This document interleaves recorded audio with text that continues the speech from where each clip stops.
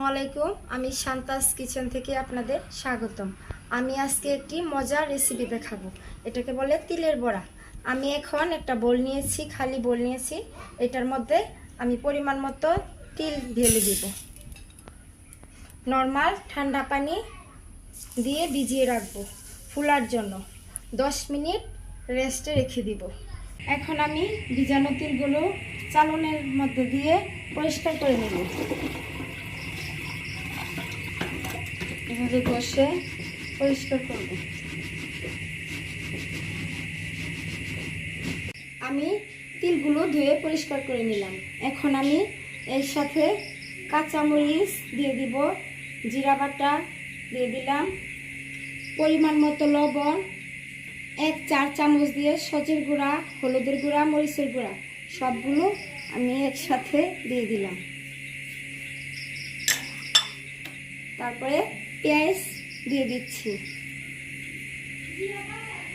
এখন আমি চাউলের গুঁড়া এগুলো একসাথে মাখিয়ে নিব। আমি সুন্দর করে মাখিয়ে নিলাম। এখন আমি এগুলো তেল গরম করে রেখেছি, এগুলো তেলের মধ্যে দিয়ে দিব, ছোট ছোট করে দিয়ে দেব।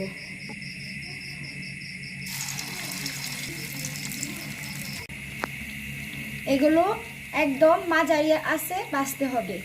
যদি চুলা বাড়িয়ে দেওয়া হয় তাহলে বড়াগুলো মচমচা হবে না, পুড়ে যাবে, খেতে ভালো লাগবে না। এভাবে আস্তে আস্তে ভাজলে দেখবেন বড়াগুলোর কালার অনেক সুন্দর আসছে আর খেতেও অনেক ভালো লাগবে, মচমচ করে। এই তিলের বড়া রেসিপিটা আমি আমার বড় ভাবির কাছ থেকে শিখেছি। আমার ভাবি একদিন আমাকে বানিয়ে খাইয়েছিল, তখন আমার অনেক ভালো লেগেছে। তারপর থেকে আমি এগুলো বাসায় তৈরি করে খাই। আপনারাও খাবেন, দেখবেন অনেক ভালো লাগবে।